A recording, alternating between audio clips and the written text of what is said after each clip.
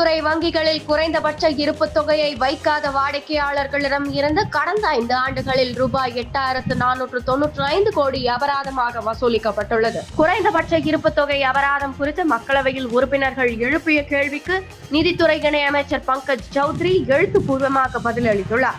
இந்தியாவின் பொதுத்துறை வங்கிகள், தனியார் வங்கிகள் என அனைத்து வங்கிகளிலும் குறைந்தபட்ச இருப்பு தொகையை வாடிக்கையாளர்கள் கணக்குகளில் வைத்திருப்பது கட்டாயம். குறைந்தபட்ச இருப்பு தொகையானது வங்கி கணக்கின் தன்மை மற்றும் வங்கி இயங்கும் பகுதியை பொறுத்து ரூபாய் 1000 முதல் நிர்ணயிக்கப்படுகிறது. இந்த நிலையில் கடந்த 5 ஆண்டுகளில் மட்டும் 13 பொதுத்துறை வங்கிகளில் மினிமம் பேலன்ஸ் கடைபிடிக்காத வாடிக்கையாளர்களிடம் இருந்து ரூபாய் 8,495 கோடி வசூலிக்கப்பட்டுள்ளதாக தெரிவிக்கப்பட்டுள்ளது. கடந்த 5 ஆண்டுகளில் அதிகபட்சமாக பஞ்சாப் நேஷனல் வங்கி ரூபாய் 1,537 கோடியும், இந்தியன் வங்கி ரூபாய் 1,466 கோடியும், பரோடா வங்கி ரூபாய் 1,250 கோடியும் வசூலித்துள்ளது. குறைந்தபட்சமாக இந்தியன் ஓவர்சீஸ் வங்கி ரூபாய் 19.75 கோடி வசூலித்துள்ளது. மேலும் கடந்த ஓராண்டில் மட்டும் ரூபாய் 2,331 கோடி மினிமம் பேலன்ஸ் அபராதமாக வசூலிக்கப்பட்டுள்ளது. இது முந்தைய ஆண்டை விட 25% அதிகமாகும். பாரத ஸ்டேட் வங்கியை பொறுத்தவரை கடந்த 2020 மார்ச் முதல் வாடிக்கையாளர்களிடம் இருந்து மினிமம் பேலன்ஸ் அபராதம் வசூலிக்கப்படுவது இல்லை. 2019 முதல் 20 நிதியாண்டில் மட்டும் பாரத ஸ்டேட் வங்கி ரூபாய் 640 கோடி அபராதமாக வசூலித்துள்ளது.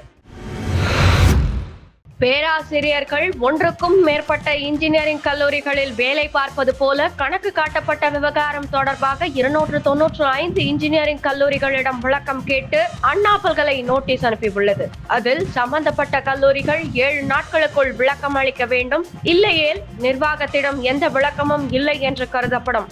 நடப்பு கல்வி ஆண்டில் கல்லூரியில் நடத்தப்படும் அனைத்து படிப்புகளையும் அங்கீகரிக்காமல் தானாக முன்வந்து நடவடிக்கை எடுக்க பல்கலைக்கு அதிகாரம் உள்ளது என தெரிவிக்கப்பட்டுள்ளது.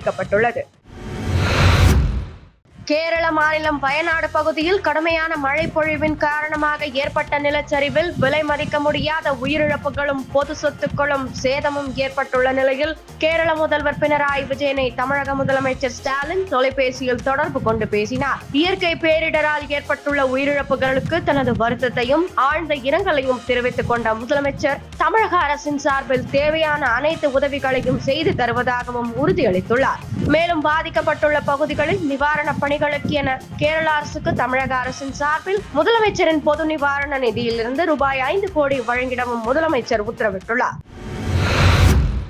வெளிநாட்டு வேலைவாய்ப்பு குறித்து தமிழக அரசு சார்பில் செய்தி வெளியாகியுள்ளது. வெளிநாட்டு வேலைவாய்ப்பு நிறுவனத்தின் தலைவர் மற்றும் நிர்வாக இயக்குனர் வெளியிட்டுள்ள செய்தி குறிப்பில் மலேசியாவில் பணிபுரிய கன்ஸ்ட்ரக்ஷன் ஒர்க்கர், கன்ஸ்ட்ரக்ஷன் ஹெல்பர் மற்றும் வெல்டர் ஆகிய பணிகளுக்கான தேவை பட்டியல் பெறப்பட்டுள்ளது. மலேசியாவில் பணிபுரிய குறைந்தபட்சம் 10ஆம் வகுப்பு அல்லது அதற்கு கீழ் படித்துள்ள, பணி அனுபவம் அல்லது பணி அனுபவம் இல்லாத 50 வயதிற்குட்பட்ட கன்ஸ்ட்ரக்ஷன் ஒர்க்கர், கன்ஸ்ட்ரக்ஷன் ஹெல்பர் மற்றும் வெல்டர் தேவைப்படுகிறார்கள். அந்த பணிகளுக்கு செல்ல விருப்பமுள்ள ஆண் பணியாளர்கள் www.omcmanpower.tn.government.in என்ற இந்நிறுவன இணையதளத்தில் பதிவு செய்து கொள்ளலாம். மேலும் ovemclnm@gmail.com என்ற மின்னஞ்சலுக்கு தங்களின் சுயவிவர விண்ணப்ப படிவம், கல்வி, பணி அனுபவ சான்றிதழ் மற்றும் பாஸ்போர்ட் நகலினை ஆகஸ்ட் 3ஆம் தேதி 2024 அனுப்பி வைக்குமாறு கேட்டுக் கொள்ளப்படுகிறார்கள். அயல்நாட்டு வேலைவாய்ப்பு நிறுவனம் ஒரு அரசு நிறுவனம் என்பதால் இந்த நிறுவனத்தின் கீழ் எந்த ஒரு இடைத்தரகரோ அல்லது ஏஜென்ட்டுகளோ எவரும் இல்லை. ஆகவே விருப்பம் உள்ளவர்கள் நேரடியாகவே இந்நிறுவனத்தை தொடர்பு கொள்ளலாம். மேற்குறிப்பிட்ட பணிக்கு செல்பவர்கள் விசா கிடைத்த பின்னர் இந்நிறுவனத்திற்கு சேவை கட்டணமாக 35,400 மட்டுமே செலுத்தினால் போதும் என்று தெரிவிக்கப்பட்டுள்ளது. பருவமழை காலங்களில் வீணாக கடலில் கலக்கும் நீரை பாதுகாக்கும் வகையில் சென்னையில் உள்ள ஏரிகளை சீரமைக்க கோரி ஜெகநாத் என்ற வழக்கறிஞர் சென்னை உயர்நீதிமன்றத்தில் வழக்கு தொடர்ந்தார். இதனை விசாரித்த நீதிபதிகள் வீணாக கடலில் கலக்கும் நீரை பாதுகாக்கும் திட்டம் குறித்து விரிவான அறிக்கை அளிக்கும்படி தமிழக அரசுக்கு உத்தரவிட்டுள்ளனர். மத்திய பிரதேசத்தின் மண்ட்சௌர் மாவட்டத்தில் கடந்த சில தினங்களாக பருவமழை பெய்யாததால் விவசாயிகள் ஏமாற்றம் அடைந்தனர். இருப்பினும் மழை வரவேண்டி தங்கள் நம்பிக்கையின் அடிப்படையில் சில சாஸ்திரங்களை செய்தனர். அப்பகுதி மக்கள் சில நாட்களுக்கு முன் கழுதைகளை வைத்து சில சடங்குகள் செய்து பின்னர் பயிர் நடவு செய்துள்ளனர். இவ்வாறு செய்வதன் மூலம் மழை பெய்யும் என்று அப்பகுதி மக்கள் நம்புகின்றனர். அவர்களின் நம்பிக்கைக்கு ஏற்றாற் போல பயிர் நடவு செய்த ஒரு வார காலத்திலேயே மழையும் பெய்துள்ளது. இதனால் மகிழ்ச்சி அடைந்த அப்பகுதி மக்கள் 2 கழுதைகளுக்கு மணமக்கள் போல அலங்காரமிட்டு திருமணமும் நடத்தி வைத்துள்ளனர். அது மட்டுமின்றி 3 கிலோ வரையில் குலாப் ஜாமுனை உணவாக அளித்தும் மகிழ்ந்துள்ளனர். ஜார்க்கண்ட் மாநிலத்தின் சிராய்கேலா மாவட்டத்தில் நேற்று அதிகாலை மும்பை நோக்கி சென்ற மும்பை ஹவுரா பயணிகள் ரயில் தடம் புரண்டு விபத்துக்குள்ளானது. இதில் ரயிலின் 18 பெட்டிகள் தடம் புரண்டன. இந்த விபத்தில் 2 பேர் உயிரிழந்தனர். மேலும் 20 பேர் படுகாயமடைந்தனர். இந்நிலையில் நாட்டில் அடுத்தடுத்து ரயில் விபத்துகள் நேரிடுவது தொடர்பாக மத்திய அரசை கடுமையாக சாடிய மேற்கு வங்காள முதல்வர் மம்தா பானர்ஜி மத்திய அரசின் அலட்சிய போக்கிற்கு முடிவு கிடைக்காதா என கேள்வி எழுப்பியுள்ளார். மேலும் தீவிரமாக கேட்கிறேன், இது என்ன ஆட்சியா? கிட்டத்தட்ட ஒவ்வொரு வாரமும் ரயில் பாதைகளில் மரணங்கள் மற்றும் படுகாயமடைவது முடிவின்றி தொடர்கிறது. இதை எவ்வளவு காலம் பொறுத்துக் கொள்வது? இந்திய அரசின் அலட்சியத்திற்கு முடிவே இல்லையா என கடுமையாக கேள்விகளை எழுப்பியுள்ளார்.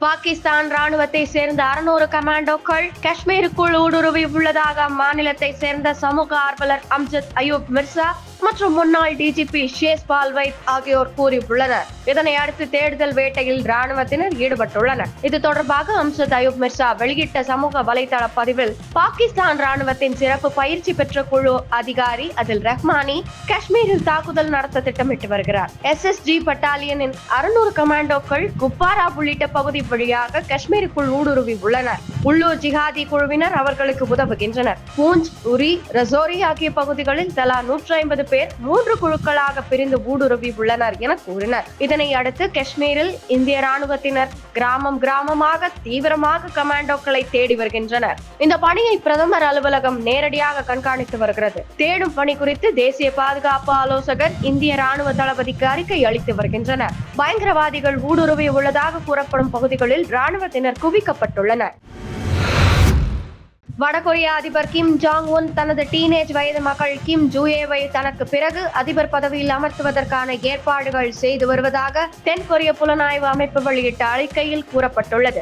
NIS எனப்படும் தென்கொரிய புலனாய்வு அமைப்பு வெளியிட்டிருக்கும் தகவலில் வடகொரியாவின் அடுத்த அதிபர் பதவிக்கான வாரிசாக மகளை அறிவிப்பதற்கான அனைத்து ஏற்பாடுகளையும் செய்து வருகிறார் என கூறப்பட்டுள்ளது. கிம் ஜூயேவின் அதிகாரப்பூர்வ வயது இதுவரை வெளியாகாத நிலையில் அவருக்கு ஏறத்தாழ 12 வயது இருக்கும் என கூறப்படுகிறது. அண்மையில் தந்தை பங்கேற்ற சில அரசு நிகழ்ச்சிகளில் அவரது மகளும் பங்கேற்றிருந்தார். குறிப்பாக ராணுவம் தொடர்பான நிகழ்ச்சிகளில் அதிகம் கிம் ஜாங் உன் தனது மகளுடன் பங்கேற்றிருந்தது புகைப்படங்கள் வாயிலாக உறுதி செய்யப்பட்டுள்ளது.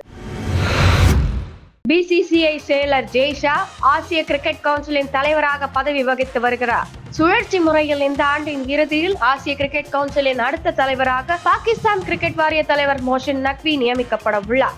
இந்த ஆண்டு நடைபெறவுள்ள ஆசிய கிரிக்கெட் கவுன்சில் கூட்டத்தில் அவரை அடுத்த தலைவராக ஆசிய கிரிக்கெட் கவுன்சில் அறிவிக்கும். அவர் 2 ஆண்டுகளுக்கு தலைவர் பொறுப்பில் தொடர்பார் என தகவல்கள் தெரிவிக்கின்றன.